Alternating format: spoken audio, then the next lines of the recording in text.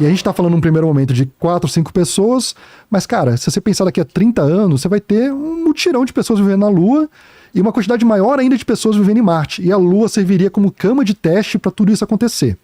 Essa é a narrativa original. Tá. Só que agora, quando mudou o governo, o Musk está influindo muito no governo. E ele sabe que ele não tem concorrente para Marte, é só ele. Porque Lua, você tem Jeff Bezos falando de Lua, você tem outras empresas falando de Lua. Marte esquece. É só o Musk que fala de Marte nesse momento, porque só ele tem tecnologia para isso. Ele está falando, galera, vamos esquecer esse lance de Lua. Vai ter uma reunião importantíssima agora, dia 1º de abril, para discutir o CLIPS, para ver se cancela ou não cancela o CLIPS dessas empresas todas que estão ganhando dinheiro para ir para a Lua. E eventualmente vai falar, cara, esquece isso aí, vamos para Marte. Lua vai ficar para outro momento. Ele já falou, né? Ele falou que a Lua é apenas uma distração. Que ele quer ir para Marte. Mas só que aí tem vários problemas aí, cara. Ele colocou um amigo dele para coordenar a NASA. Né? O Jared, né? Sim. Que ainda não foi aprovado, né? Foi aprovado hoje. Hoje? Hoje. Tá. Não, cara, tem que colocar Moon Sunset. Coloca assim. Moon Sunset foi aprovado hoje. Eu vi que ontem teve lá, sei lá, 40 astronautas que fizeram uma carta apoiando ele. Isso, né? Teve tudo e tal. E ele foi oficializado. Foi hoje, não. O Jared foi. Só que é foda, né, cara? Ele põe um amigo dele pra cuidar do negócio que a principal coisa é o Artemis. E agora ele entra lá e fala assim, não, essa porcaria aí não sei. Ele deu no começo, logo que ele entrou, cara, ele falou que o programa Artemis era um cabide de emprego, cara. Ele falou isso. O programa Artemis é um cabide de emprego. Entendeu?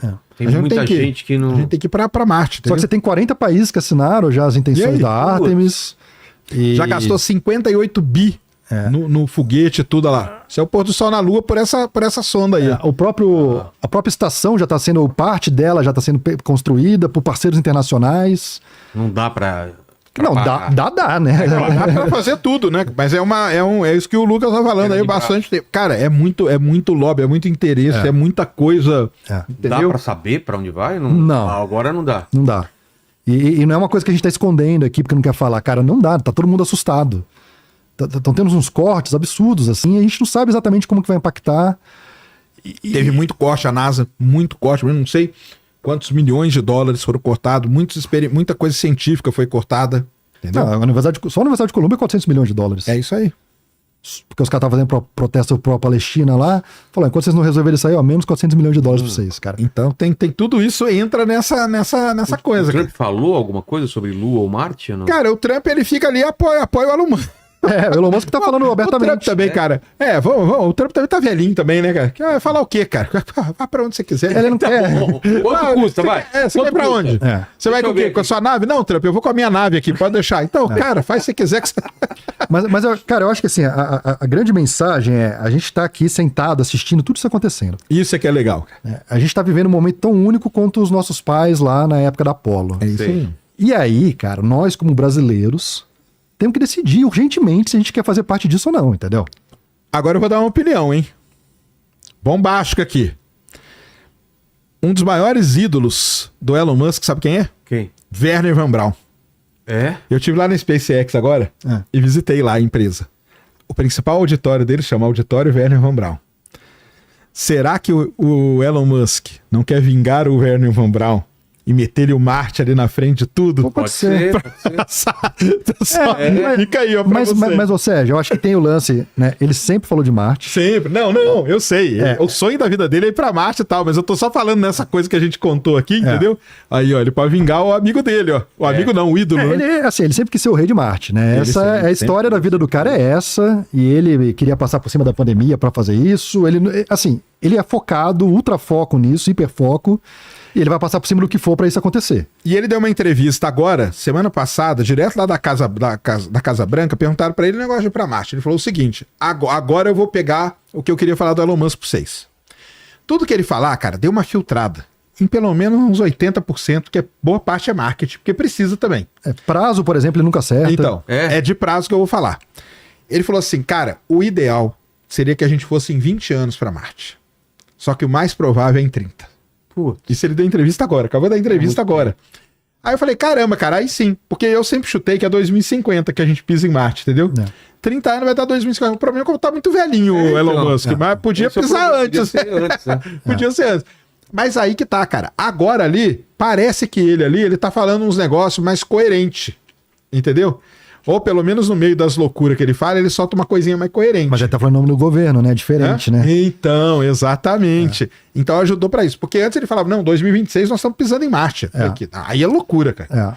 Mas eu particularmente acho preocupante uma pessoa ter tanto poder dentro do governo, entendeu? Ele como dono da SpaceX, fazendo isso, Cara, tá ligado no excelente. Pentágono, cara. Né? Agora ele, se metendo na política, ele simplesmente vai implementar a visão que ele tem e esquece o resto, cara. Quer ser o rei de Marte? Vai ser o rei de Marte, entende? E isso, para a comunidade espacial, é muito preocupante. Total, né? Porque tudo aquilo que a gente falou de advogado, de fazendo direito espacial, diplomatas, pessoas fazendo política internacional espacial, tudo isso perde valor. Porque você tem um cara com muito poder na mão, com um sonho hiper focado de ir para Marte, que com certeza, na cabeça dele, já tem toda a estrutura de como que vai ser uma cidade com 1 milhão de pessoas em Marte. É isso mesmo. Ele falava de meter um nuke, né? De meter bomba atômica nos polos para tentar refazer a atmosfera. Ele parou também. Parou. Né? E a cidadezinha lá crescendo também, ele parou também. Ele vai parando com o tempo, cara. Dê uma chance pro nosso bilionário aí do coração. Dá uma chance pra ele, que ele vai se acertar. Enfim. Mas aí eu tava falando, né, cara, hoje os Estados Unidos estão dominando isso e a China está dominando. Então essa corrida, por exemplo, da Artemis, os Estados Unidos têm medo real de que a China chegue na Lua antes do retorno dos americanos. A China pode chegar na Lua como um taikonauta, que é o nome que se dá ao astronauta chinês, antes de 2030. Ele luta taekwondo e Não é, sabe o que é? Não. Taiko é universo em chinês. Que é o cosmonauta. É o viajante do universo. Que é a mesma coisa do cosmonauta do russo, né? Sim. E, enfim, pode ser que chegue antes dos americanos, o que seria péssimo para os americanos, eles não conseguirem retornar antes que os chineses cheguem lá. Principalmente se os chineses começarem a extrair coisa de lá e usar aqui e mostrar que o negócio gira mesmo, né, cara? Que aí vira o problema aqui. Porque o chinês está muito fixado nessa história do Hélio 3. Né? Isso é muito forte para o chinês, e o chinês nessa parte de fusão nuclear está muito avançado. Tem essa também. Então ele está casando as coisas. Parece que assim, o programa chinês foi estruturado há 30 anos atrás, é um negócio impressionante. Assim. Então os caras estão seguindo a risca que eles queriam implementar na história espacial deles. Os Estados Unidos se perdeu nesse momento todo. Essa dificuldade de ter uma pessoa, que nem tinha o Wernher von Braun, indicando um horizonte muito claro, deixou a China fazer isso. Então hoje os Estados Unidos, de certa forma, a China não está na frente dos Estados Unidos, mas pode passar em determinado momento. A estação espacial já está melhor. Eventualmente chega primeiro na Lua. Começa a extrair primeiro o Hélio 3. Começa a criar indústria na Lua. Trazer a amostra de Marte. Nós não entramos no negócio de Marte, mas os Estados Unidos têm um sonho desde a década de 90, que é trazer uma rochinha de Marte. Ele fez uma missão que ele começou a colocar um monte de... Imagina um tubinho de ensaio. Ele tá coletando rocha e deixando ele pronto para ir uma outra missão lá, trazer de volta. Esse era o plano, só que essa missão que vai lá ele já cancelou. Cancelou. Aqui é resgatar esses tubinhos. E os chineses estão falando de pousar, recolher e trazer de volta tudo. Perdeu. E o negócio da China é o seguinte, cara, eu falo sempre, a China fala que vai fazer, cara, ela vai fazer. Ela vai sair. Ela falou que ia pousar no lado mais distante da Lua, pousou, ainda cresceu um feijão lá, cara. E ainda trouxe a amostra de lá. A Chang'e 6 trouxe a amostra. Não, a China cara, porque é muita grana, tem interesse também. E eles devem ter vários estudos aí. Cara, o melhor atlas lunar hoje que a gente tem, o melhor mapa geológico é chinês. São 2 livrão dessa grossura, assim, ó. E os caras conhecem, cara. Eles conhecem aquilo ali. Eu acho que vai ser um baque se chegar e vai ser um baque maior se eles provarem que, cara, era economicamente viável mesmo, meu amigo. E aí você tem hoje Estados Unidos e China, né, nessa corrida, e o resto do mundo olhando, cara. E aí, estão muito distantes. Esse é o grande lance, né? Tá muito distante, mas e daí? Vou sentar no sofá e ficar olhando ou vamos tentar fazer alguma coisa? E o Brasil, cara, tá nessa. O Brasil tem o 5º programa espacial mais antigo do mundo. A gente começou super antigo. A gente começou em 1956. Quando o Exército começou a fazer os primeiros testes, década de 60 já começamos a implementar as primeiras comissões de espaço no Brasil. A gente foi super percussor junto com outros países. Só que nunca foi uma prioridade para o nosso país, né? Teve uma prioridade muito rápida, a gente teve uma corrida espacial com a Argentina na década de 80 para ver quem conseguia colocar o primeiro lançador no espaço. Ali a gente desenvolveu uma família de foguetes chamado Sonda, aí acabou virando o VLS, que foi um foguete que a gente, 3 tentativas, na última que explodiu, matou um monte de técnico brasileiro, né? Foram 21 vitimados, né? Em 2000. Dizem que teve sabotagem aí. Cara, eu conheço bem essa história, para te garantir que não teve, tá? Não teve. Demoraria um tempo a gente explicar isso, mas não teve. Tá. Se teve, nem precisava. porque tinha muitos pontos errados no projeto. Sabotamos. Aquele Logo velho sabotamos, tá? E aí, desde então, foi ali o pá de cal ali do programa espacial. A gente tem em torno de 16 satélites já lançados no Brasil, acho que foi, se não me falha a memória, mas poderia ser muito mais. O ponto é que hoje existe essa revolução do que a gente está chamando de New Space, onde empresas privadas estão começando a fazer parte da economia. E aí você tem vários países que não tinham nenhum tipo de cultura espacial que está conseguindo emplacar empresas. Então a chance que a gente tem nesse momento é o governo brasileiro falar, putz, eu preciso emplacar empresas brasileiras, auxiliar essas empresas a emplacarem. Eu não estou falando de muito dinheiro para isso acontecer. Por exemplo, Bulgária. A Bulgária tem hoje a principal empresa nos Estados Unidos que vende pequenos satélites, é uma empresa da Bulgária. Como que deu certo? Cara, o governo búlgaro foi lá, encomendou 3, 4 lançamentos de uma empresa que chamava Indurosat, estava começando, deu certo, lá leste europeu, mais barato, chegou no mercado americano, quebrando o mercado americano, porque o satélite dos caras é muito mais barato. Aí MIT, universidades super renomadas começaram a comprar esses caras. Então por que não pode acontecer isso no Brasil? Pois é. Né? Esquece Alcântara. Esquece Alcântara. Cara, Alcântara, querendo ou não, é um sítio bom de lançamento. Existem motivos do porquê que lá seria um sítio ideal de lançamento para o mundo. E aí quando eu falo para o mundo, é porque assim, Alcântara, as pessoas normalmente pensam em órbitas geoestacionárias, que são órbitas de telecomunicação. Mas a Terra, ela está no eclíptico. Então assim, tudo no sistema solar passa numa região equatorial. Eu poderia atingir locais do sistema solar impulsionado pela rotação da Terra, gastando menos combustível. Menos combustível não é que o combustível é caro. Gastar menos combustível é mais carga que eu consigo levar. O que é caro é a carga. Então, Alcântara poderia ser esse grande portal de acesso à economia lunar, que a gente chama de cislunar, economia de asteroides, economia de Marte, tudo poderia sair de Alcântara. Só que nenhuma empresa americana vai sair lá dos Estados Unidos, vir instalar aqui no Brasil, se não tiver incentivo para isso. Hoje, Alcântara precisa de incentivo para fazer as coisas acontecerem lá. O governo brasileiro, junto com investimento privado e tal, deveria fazer uma puta estrutura para que empresas de outras localidades falassem, pô, ali é um sítio que interessante para a gente ir lá. E o que é interessante? Pô, um cara que trabalha com a área espacial é um cara que estudou bastante, bem formado, quer ter uma qualidade de vida. Então ele quer ter um bom restaurante, quer ter um bom hotel, quer ter bom acesso para ir, para voltar, quer ter acesso às lençóis maranhenses, quer poder chegar em São Luís rapidinho. Tudo isso tem que ser feito de uma maneira para atrair todo mundo. Isso ainda não foi feito. O pessoal não entende, cara, que não é... A gente fala do espaço, mas quando você fala, por exemplo, de Alcântara, não é só da questão de... É toda uma coisa em torno, né, cara? É um ecossistema, igual você diz. Né? Que hoje não aconteceu ainda. Não aconteceu. Que hoje é o mato, toma conta. Tá bem largado. E aí, para finalizar essa ideia do Brasil, né, a gente está fazendo um evento agora, dia 2 e 3 de abril, onde a gente está pegando empresas que deram certo de várias regiões do mundo e está reunindo em São Paulo. E vamos trazer um público leigo assim no sentido de espaço, mas empresariado, investidores, e falar, galera, vamos escutar esse pessoal. Aí é a Agência Espacial Brasileira, a ONU, e eu estou auxiliando isso para esse evento acontecer aqui em São Paulo. É um primeiro pontapé, para a gente ver se alguma coisa começa a movimentar nesse lado mais da perspectiva do New Space, que é isso que a gente está falando aqui, né? Entendi. Deixa eu saber dúvidas do pessoal enquanto você sabe o que eu vou fazer. Sim. Ó, vamos lá. O Igor Horta, ele falou o seguinte, certa vez li acerca da possibilidade de se extrair minérios do centurião de asteroides. Isso procede? Procede, eu tenho números para isso. Hoje, tem um asteroide único, que é o 16 Psyche. Isso aí. Ele sozinho, em material... Assim, é como se eu tirasse uma foto hoje e falasse quanto é que é o mercado atual dos minérios disponíveis lá. Ele sozinho tem mais de $1 quatrilhão de material valioso lá. Um asteroide único. Se você pegar todos os asteroides do cinturão e dividir por cada pessoa viva, a gente está falando de mais de $1 bilhão por pessoa viva no planeta Terra. É brutal a economia, caso eu consiga acessar. Mas a gente está muito longe, a gente está ainda descobrindo como é que eu rastreio esses asteroides, como é que eu chego lá, como é que eu mapeio uma vez que eu cheguei lá, como que eu faço essa extração desse minério, como que eu processo esse minério lá, porque não faz sentido nenhum trazer esse minério de volta para a Terra. Então é uma coisa que assim, provavelmente vai demorar algumas décadas para acontecer, mas já houve a primeira onda de empresas de mineração espacial, passou já a segunda onda, a gente já está na terceira leva de empresas agora, empresas com investimento, né, que estão recebendo dinheiro, seja governamental, seja de investidor privado, para desenvolver as tecnologias necessárias para fazer isso acontecer.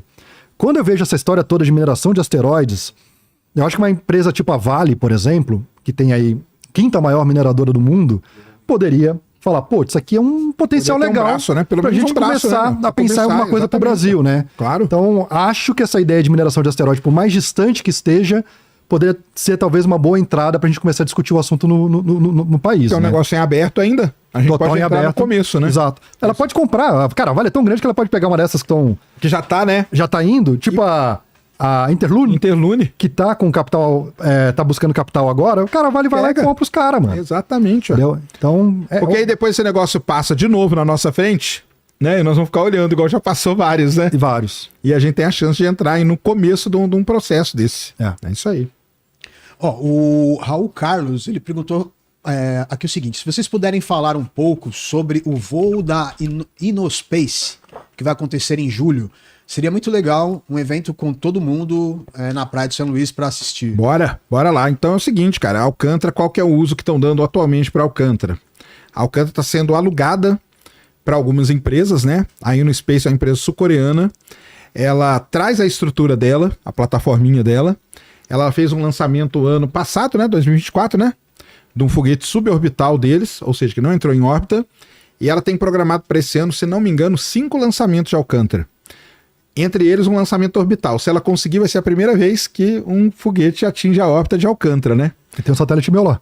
Esse satélite seu tá nela? Tem. É mesmo?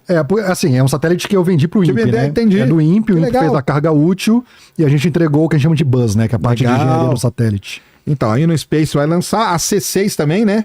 A C6? Não sei. Eles estão querendo lançar também. Mas a InnoSpace falou que tem 5 lançamentos. Você acha que eu lanço 5? Cara, é uma incógnita pra mim. Eles já ameaçaram ir embora do Brasil Ó, algumas eu sem vezes. conhecimento nenhum, hein? Porque o Lucas é lá de dentro, ele não pode falar. Mas eu sem conhecimento nenhum, sempre falei que esse negócio não vai acontecer, hein? Tem anotado, aliás, tem apostado. Eu tenho apostado isso ao vivo, tá? Assim, Eu acho tudo uma incógnita também, cara. Mesmo sem conhecimento nenhum, mas fala aí. Não, economicamente ela não é competitiva como a SpaceX. Isso ninguém é. Ninguém. Só que existe um negócio chamado responsividade, né? Que é a capacidade de você lançar uma carga para o espaço num tempo muito curto. E a SpaceX hoje não serve mais isso, porque Tá tem tudo lotado. filas e filas lotados. Então, se qualquer cliente precisa lançar uma carga em poucos meses, não consegue. E é aí que entra todas essas empresas que economicamente não competem com a SpaceX, mas que conseguem lançar, Tipo Rocket Lab. tipo a Rocket Labs e tipo aí no Space. Entendi. Ou a Virgin, que queria voar do Brasil, né? No Brasil, exatamente. Que eu acho que foi a grande chance que a gente tinha, era ter voado o primeiro Lessônia, que é o SAR, o radar SAR que a gente tem, pela a Virgin de Alcântara. Mas não. Mas aí a empresa faliu também, né? A Faliu. Virgin Galactic também, né? Aí também não tem culpa nossa no caso, né? Mas falei depois. Falei depois, ter lançado. daria? Você acha que daria? Teria. Bom. Teria dado, né? É. Teria dado. Então é isso aí, cara. Aí no Space vamos acompanhar, cara. Eu, só perguntando pra mim, pessoalmente, sem conhecimento nenhum, vai lá que eu tenho apostado, cara. Eu acho Aí é que interessante que ela tem um motor híbrido, né? Então, a gente falou muito de motor sólido, motor de líquido. Nesse caso, ela mexe o comburente e o combustível, um é sólido, o outro é líquido. Então, a gente chama de motor híbrido. Não é muito comum, mas algumas empresas fazem. tipo- Mas se lançar, eu aceito aí. Qualquer um com cobertura em São Luís aí, com vista para o centro de Alcântara, pode me chamar. Que a gente vai lá pro prédio lá e faz uma festa aí. É demais. Um churrasco, qualquer coisa e transmite lá. E lá ainda tem um lance das Porque eu marés. sei que lá né? dentro, eu sei que eles vão deixar entrar. O que foi? Tem um lance das marés, né? Que quando você sai, Ah, sim, lá tem, né? Que lá a maré é bem mais acentuada, porque tá na linha do Equador, é isso mesmo. Ô, Lene, manda aí. A gente vai ter um motor elétrico algum dia? Não vai, né? Pra foguete. Já tem. essas- Já tem, são No os espaço. motores iônicos ou elétricos, a gente chama de motor elétrico ou iônico. São motores que trabalham com os elétrons, né? Ele funciona muito parecido com a TV de tubo antiga. Então a TV de tubo ela gerava as cargas que formava a imagem. Ele, em vez de formar a imagem, ele está empurrando o satélite assim que ele gera a carga, né? Tá. O Starlink usa motor de argônio. São gases nobres, você gera os íons dele e aí impulsiona a nave. Entendi. Agora, o elétrico para sair da Terra é complicado. Ele não O peso tem. das baterias? Não, ele não tem puxo suficiente para fazer isso acontecer. Mas no carro ele alcança ele vai um empuxo, dá um... Cara, no carro é diferente. No carro, aquilo lá que você sente é o torque. Ah, tá, não é isso. Que quando você acelera ele vai... Ele vai mesmo, direto, né? aquilo lá é o torque no carro elétrico, ele é transferido imediatamente. É. No motor a combustão ele vai aos poucos. No foguete não é isso, cara. O foguete ele precisa ter empuxo, que é uma força que empurra ele para cima da equação do foguete lá no nosso querido delta V. Você precisa ter o delta V, o motor elétrico daqui, a gravidade da Terra é muito grande, tem ainda a atmosfera que atrapalha, Não entendeu? consegue. Então, mas no espaço já usa, muitas naves. É. Ó, o Vitor Vasconcelos perguntou aqui se já sabemos o que tem no lado escuro da Lua. Cara, assim, a gente sabe bem, o lado escuro da Lua, ele já é bem explorado por várias naves. A China pousou 2 vezes lá, Chang'e 4 pousou e tem um roverzinho que andou, e a Chang'e 6 pousou e trouxe amostra. É. Tudo tipo numa semana. Então, assim, o pessoal tá estudando e nós aqui, meros mortais aqui, nós não sabemos, mas os caras sabem com certeza. A China deve ter tudo isso aí mapeado, cara, numa resolução boa, eu acredito, viu? É, só uma correção, assim, a gente não chama ele de lado escuro da Isso. Lua, tá? Não, como que chama? É o lado mais distante. Por quê? Porque Eu chamo de oculto. É. Eu já fiz uma enquete com os até o Salvador participou da minha enquete. Eu falei, como que a gente chama? Lado mais distante, o americano chama, né? É, Far Side. of the moon. Far Side. Far Side. Escuro, porque ele não é oculto, e ele também não é escuro. Não é escuro. Né? Nenhum dos dois. A luz bate lá. Mas o dia que eu Bate? fiz... Bate, é. Então por que Quando falam é de lu- escuro? Hã? Por que chamam de escuro? Cara, porque aí pra mim é o erro da tradução. É o dark side. Não quer dizer de escuro, quer dizer de obscuro, né? Você não consegue ver. É.